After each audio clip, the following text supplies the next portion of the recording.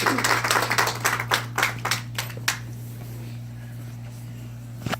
morning. Good morning. Myself all situated. Hi, y'all. Hi. So I am Lezli Goodwin. I come from Phoenix, Arizona, down in the Valley of the Sun, where it is just as hot as it is here, but we don't have a lake. Oh, I know, it's very sad. It's very sad. So my talk today is called, Who Do You Think You Are? Identity's been really top of mind for me lately, and I thought about it. Who do I think I am? When somebody comes to me and they say, who are you? Tell me about you. Who are you? The first things that come to mind are things like, I'm a mother and a stepmother. Between my husband and I, we have 5 kids. That's such a huge part of how I show up in this world. I'm a ministerial student and a practitioner. I'm a jewelry designer and a recording artist that sings and writes songs. These are all things that I love to do, but is it true that they are who I am? Who do I think I am? So I grew up half Irish and half Italian. I've got the Irish side of my family and my Italian side of my family, which means we're loud. We just are. And maybe it's because of the way that I look, but the Irish side has never held a lot of shiny moments for me. I mean, it's just kind of a duh, right? Yeah, I'm Irish, obviously. Look at me. The Italian side held kind of an allure because I don't necessarily look like I fit there, but it's a beautiful culture, and I went out of my way to learn to cook Italian food. I can make some great Mediterranean meals. If you happen to be down in Phoenix, give me a call. I love to throw a dinner party. I learned to speak some Italian. I learned about Renaissance art. I went out of my way to incorporate this part of the world into my life because it's rich and it's beautiful and it's mine. It's who I am. So imagine my surprise when we get a call from my dad's brother, and he has done some research onto his DNA and our family history, and it turns out that we are 0 parts Italian. None. Nothing. Whoops. Not one bit. This huge part of my self-identity and my culture that I've gone out of my way to cultivate in my life was never true, was never the truth of who I am. And it got me thinking, what else do I think is true of me that isn't? It was such a shift that I have to admit my initial thoughts were, I could just lie and keep being Italian. Which is funny because nobody cares that I'm Italian except me. It's just part of my personal story. And I was so attached to it, I was so stuck in it, that I was ready to not just become someone who loves Italian culture, which doesn't have to go away, or who has learned to cook Italian food, which I'm not giving it up. It's delicious. It's fantastic, and I'm keeping it. But that I was going to rearrange my own integrity to stay someone who I never really was. Now, this was only for like 4 minutes, but I had to laugh at myself. I mean, how silly is that, right? I'm Italian and I'm holding on to it. Turns out, no, I'm almost 100% English and Irish, and I look it. No one should be surprised. So when I think about identity, who am I? A couple different things come up for me. What do we believe that we are that has never been the truth? Especially in the cases where it holds us back from something wonderful. Where do we believe that we're not something that we are? Especially in the cases where that could bring us peace and joy.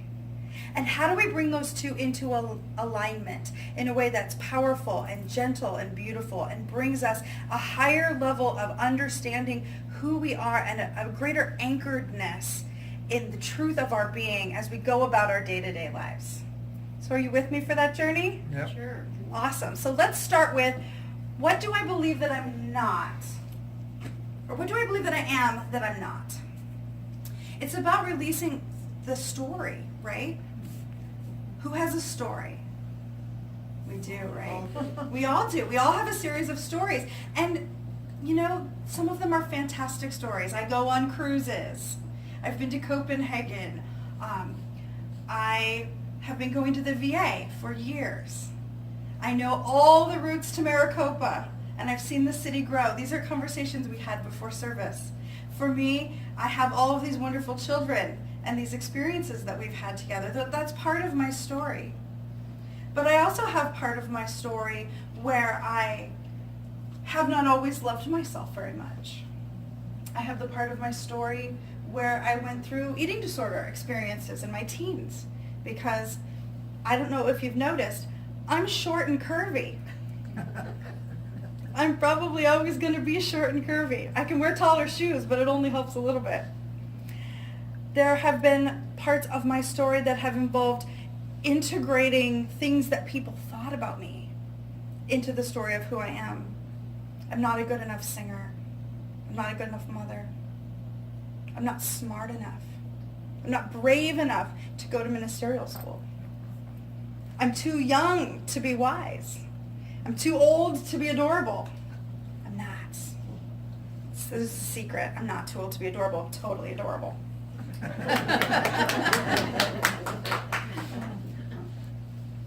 So Veronica Tugaleva is a gal. She's about my age, and she wrote a book about 4 years ago called The Love Mindset. The Love Mindset. And her story echoes mine in a certain way. She is of Eastern European descent and didn't love the physical attributes that brought to her. She was from an Eastern European family that grew up in Canada, and she always felt a little bit foreign and a little bit different and a little bit wrong. And her discomfort in her own body led her to start with, maybe going a little ridiculous with the makeup, and then it became drugs and alcohol to numb a bit, and then eating disorders, and it went unhealthy relationships. It went on and on until 4 years ago she had a nervous breakdown.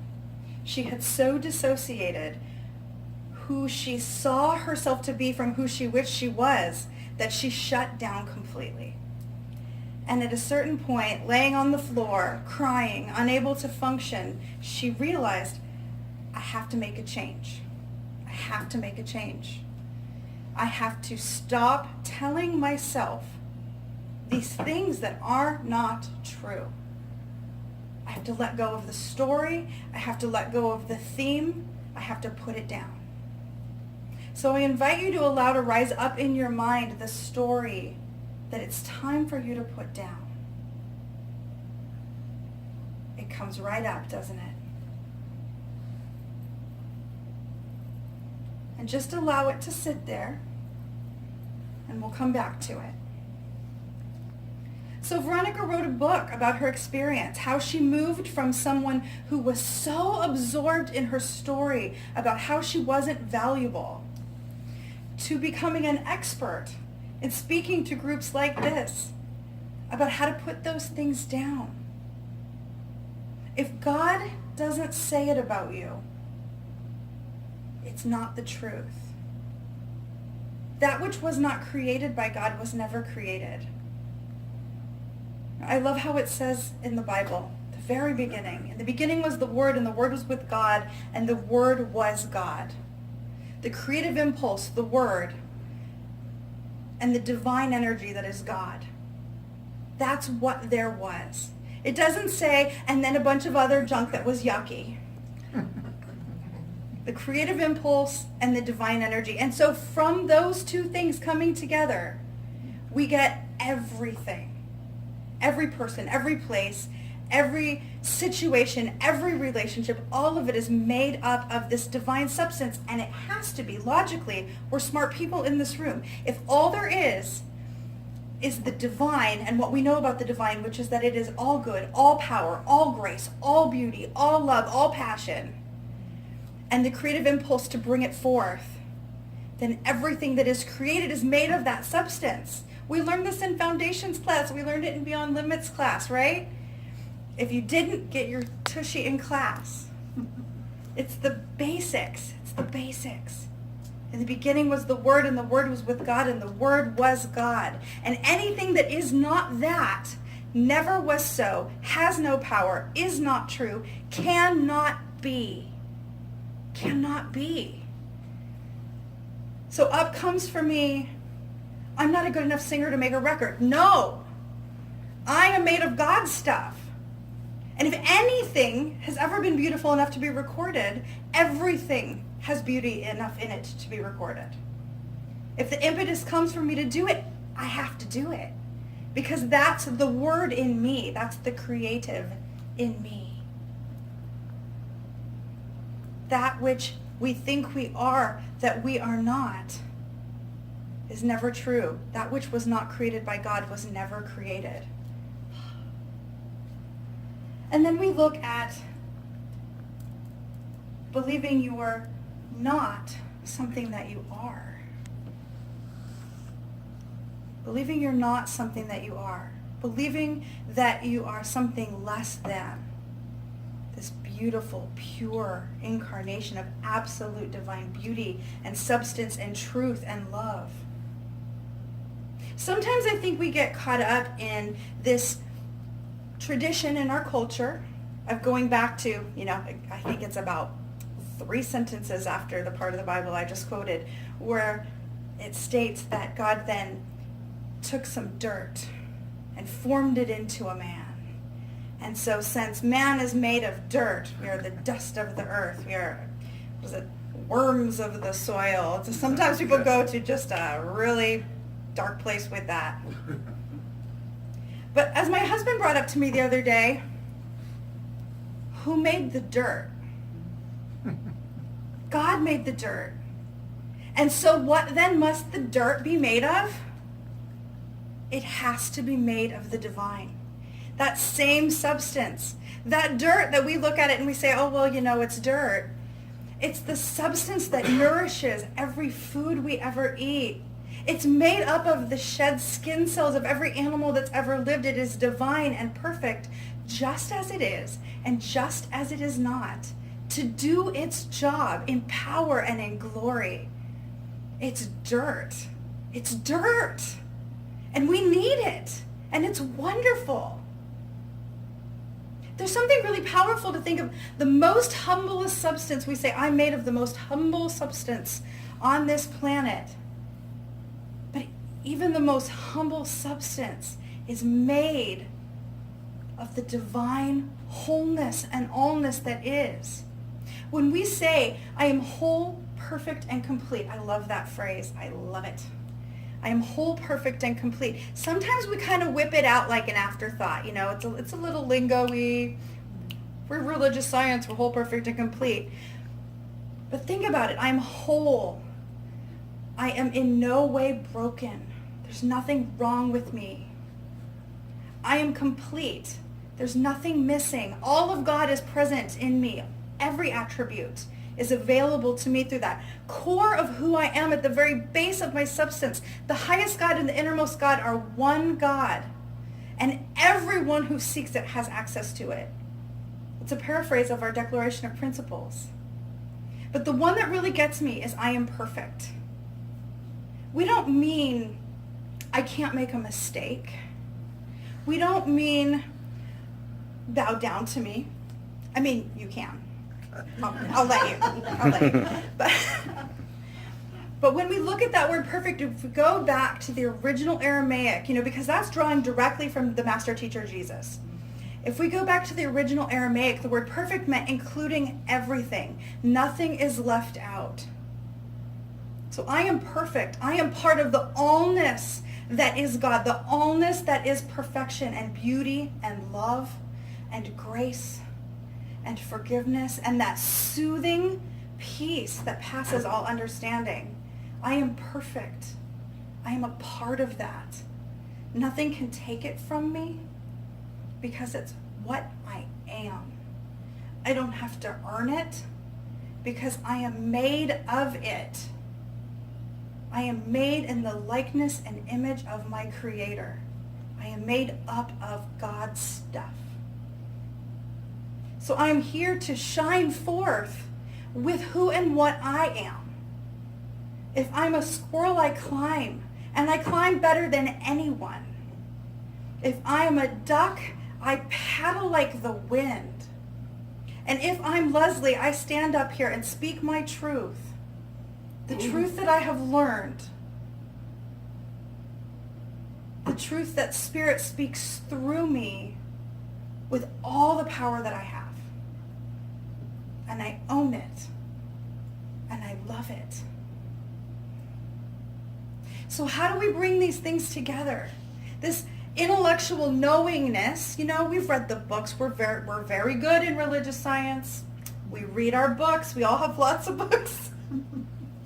How do we take this intellectual knowingness and connect it to the feeling in our body, the stories that we tell about ourselves? How do we bring those into alignment?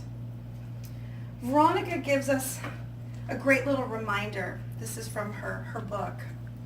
She says, letting go of who you're supposed to be and discovering who you really are is a journey. It's a journey of many experiences, but certainty is not one of them. No matter how long you wait, it will never feel safe enough. Plunge in anyway. Plunge in anyway. And thankfully, we don't have to take a free fall. The master teachers have left us guides all along the way. Eckhart Tolle reminds us of the Buddhist principle of being the observer. So the first step is just notice. Just notice what you're saying in your head. Notice the words that come out of your mouth. Don't worry so much about controlling it, because that is a recipe for crazy town. You will make yourself nutty if you try to police your thoughts. But noticing, hearing what you say and going, I'm doing that thing. I'm doing that thing where I say I'm not good enough. 80% of your false beliefs about yourself will be melted away by noticing, by seeing it and calling it what it is, which is untrue. Now, don't beat yourself up about it. Don't say, I'm so stupid, I'm doing that thing again. Because then all you're doing is replacing that thought with the thought of, I'm stupid. Nah, just, it's that funny thing I used to do. Letting it go. And if it happens 5 minutes later, I did that thing again, that funny thing I used to do. I'm letting that go. And within a few weeks, you'll notice many, many fewer times do you think that thought. Now, there's this funny thing about the way the human brain works. We are a very interesting invention of the divine.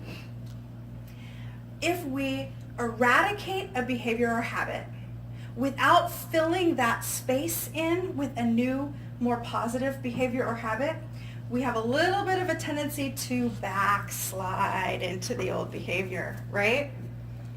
So step 2 is about choosing wisely what we're going to fill that hole with. We dig out the old. What are we going to plant in that new space? Flowers. Heck yeah. So in that new space, we steep ourselves in that which we wish to know at the core of our being. We read beautiful works. We come to places like this and interact with people who help us remember the truth of who we are. We sing songs that speak to our heart and to our soul, getting into that place that just intellect doesn't get to. There's something really amazing about music. I think it was St. Augustine said, singing is praying twice. You pray with the part of yourself that knows the words, but you also pray with the part of your heart that sings that beautiful music. It means more. It's like speaking your treatment with deep power and conviction. When you're really in it, you feel the difference, right? So once you've steeped in your goodness and in your choice of philosophy and in the truth of what you really want to live in your life, your third step becomes easy. It's taking it into action. It's doing what Jesus said when he said, don't follow what I say, do what I did. Or what the Buddha said when he said, when I point at something, don't look at my finger, look at what I'm pointing at. It's taking it into action. In your affirmations, in your daily spiritual mind treatment, in your daily spiritual mind treatment, right? Daily. All the days, all the times. Not your sometimes spiritual mind treatment. Not your when you feel like it's spiritual mind treatment. In your daily spiritual mind treatment. In your meditation. In your choice of what you say, taking it into action. Using the spiritual principles that we know. We study them for a reason. It's so that those tools are there when we need to dig in and shift something big. We know how to do it.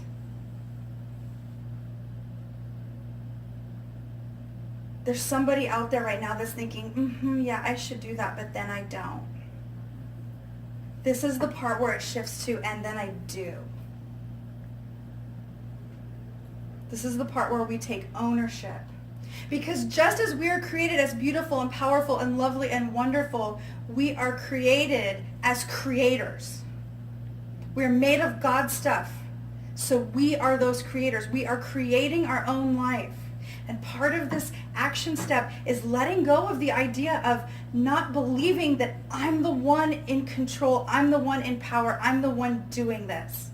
And if I'm the one, I'm going to create the life I want. I'm going to be the person I want to be. I want to tell a story about myself that is powerful and wonderful because I'm worth it. I am made in the likeness and image of my God. I say yes to that. And so it is.